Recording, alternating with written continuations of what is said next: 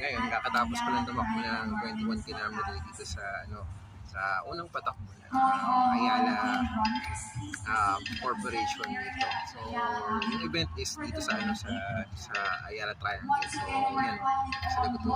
So, actually, itong area na to is Ayala Triangle. So, yan. So, natapos natin yung 21 kilo na around 2 hours and 48 minutes. So, casual run lang siya. Kaya, masaya naman. So, bali yung naging ruta namin is mula dito sa may, Ayala Avenue, dito sa, Ayala Triangle hanggang doon, tapos ang loop namin is dun sa may Heritage sa BGC, tapos balik dito. Okay. So, yun. So, masaya naman siya since, yun, unang patakbo naman siya. O mga freebies is syempre itong itong medal nila. Tapos since ako 21K yung natapos ko